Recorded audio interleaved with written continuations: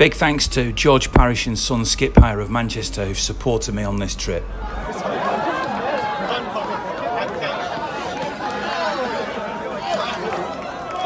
So here at the open training session at Soldier Theatre ahead of the game, the fans have just been bombarded with footballs, mini footballs that have come in from the players as they've left the field. They've gone down well. I actually caught one, but I gave it to that young man there because he hadn't got one. So it's gone down well. Now, a little bit earlier on, I actually went to the press conference. I'm going to give you a little bit of a flavour of that, and also I've been talking to some supporters. Tomorrow, which is match day here, I know it's middle of the night in England, I'll be doing a full vlog talking to fans at the day that they're having, which has been organised by the club before the match, and then of course the match itself and reaction afterwards. But for now, let's see what we've been doing today, see what I've been doing today, and see what the fans think.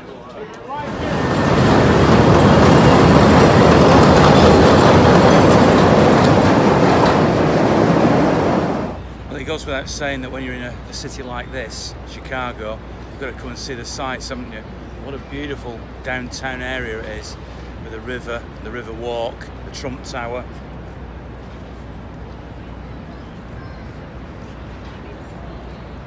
And the river carries on behind me. What else will I see today? Later on, I'll be at the press conference and the open training session, but it seems a million miles away at the moment. We're visiting from Mississauga, Ontario, Canada. I've been a City supporter for about 8 or 9 years now, not because I jumped on a bandwagon. I just saw them on TV, I didn't know where they were in the standings, and I was just, oh my goodness, David Silva grabbed me. You know, that magic man. He grabbed me and he still has my heart. And then Joe, and then Vinny, and then Sergio, and now the new guys, Sterling, Sane, Walker. I just love what he's doing for us, you know, front and back. He's been great. I'm so glad they came in somewhere I can reach them. I mean, it's on my bucket list to one day get to Manchester, but I'm just grateful to come. Toronto to here is not that bad. Right here, and they're walking by and I'm waving to them and they're looking at me and waving back. I mean, I'd be lost in the Etihad, right? They wouldn't see me, but here they're seeing me, and it's so great. Who could miss you? What's your story? I've met you before in Toronto. Yes, hi Ian. My name's Deb. I've been a City supporter for 50 years, which gives my age away a bit. No, that's impossible. I'm from Manchester, and when I was a kid, my dad would take my brother and I to Main Road on a Saturday afternoon. So my mum had a free afternoon to go and do the hairdressing and all that sort of stuff. We'd get our chippy tea on the way home, but we parked on Nelson Street, went down with on the railings, parked up as kids all that time, and I've been a City fan for all my life. My favourite player at that time was Alan Oakes, bless him, Colin Bell, of course, Franny Lee, Neil Young, and I followed them all this time. And now I'm in Toronto, and we have a great supporters crowd in Toronto too, and we all get together and rally around our lads. We've had some very, very dark times, as you know, but we stuck through thick and thin. It's been a lot of thin, but a lot of thick right now, and it's brilliant to be here and to be near them and to cheer them on and see the fruition of this wonderful club. It's a community club. It's done a lot for the community in the past. It's fantastic. It's done a lot for social issues, and I don't know. I'm just thrilled. I'm so proud of them. We don't have a ladies' football team. We have a women's football team. You know, we're right on there.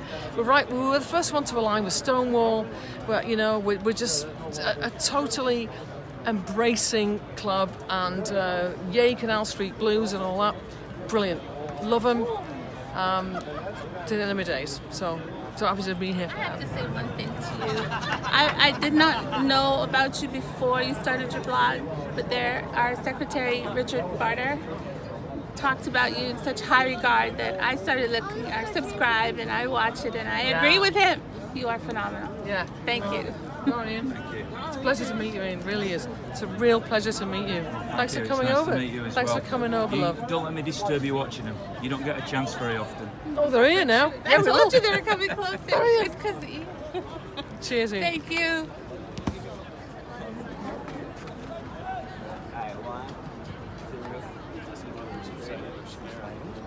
go. Perfect. Thank you.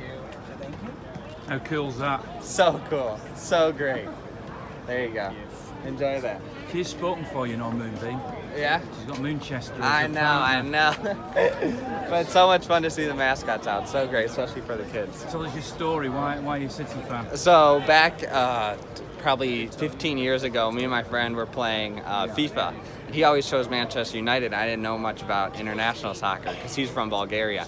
And so I chose just the team next, Manchester City, and I've been following them ever since the takeover in 2008, and it's just been great seeing their success through all the years. You picked the right team, didn't you? I did. So much better. I sent him the picture of the trophy and reminded him of the double we did. Told him we got the quadruple coming next year, or the quintuple, actually.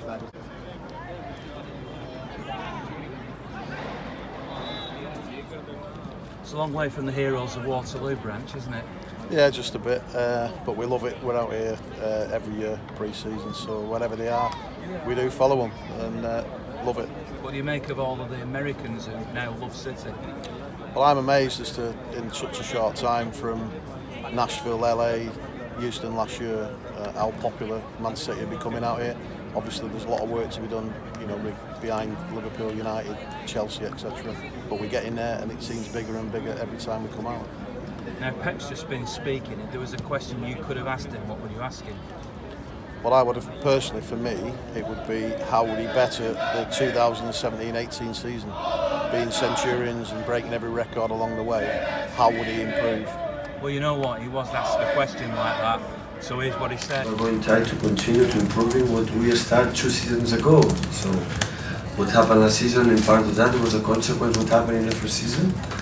And we're going to try to first wait the players come back for the reserve holidays, and try to come back to the basics and see how is our intention to make a good season and prepare the first game against Chelsea and after Arsenal and keep going. So it's a long road. So it's 11 months. It's try to be ready to play every game like we did last season. That is the point.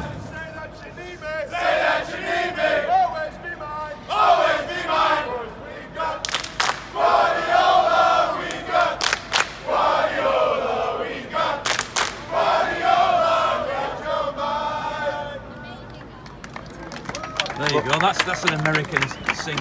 They were all Americans singing then, weren't they? Apart from Patrick in the middle from the Sydney Blues, who was the orchestra of all that. So. Well, there you go. You got an answer from Pep. It's not going to be easy, but he's going to try his best to do it and better it and whatever. Can't say more than that, can you? If we can better that or even match it, then that'll be some season to look forward to. Yeah, I'm part of the supporters club here in Chicago. I do the volunteering part, so I work with City and the community quite a bit. So I get to work with the people in New York and also in Manchester. So talk to them and try and do some of the volunteering and some of the fundraising here in Chicago for Haas Park. So I've been doing that for about 4 or 5 years. They do some amazing work that not many fans in England perhaps realise is so big. It's really huge, and you think about all the parks that they're trying to create and that they have created here in the States. So it's really starting to, I guess grassroots is the best way to think of it. It's like they're doing a lot of stuff on the ground that's building communities up. It's helping, like, people in that community absolutely adore it. Again, part of the reason why I was even able to watch soccer and football, that's why I was like American football or soccer, but back in 2002, 2003, I was actually in the Navy and I was stationed overseas in Japan. So I wasn't able to watch a lot of American sports. So it kind of just drew me in even closer to soccer while I was over there. It was going, I think it was like a World Cup year, a qualifier year, and like Korea and Japan were playing, and it was just like, it was mental, and it was great. It just sucked me in, and kept sucking me in, and now I'm obsessed.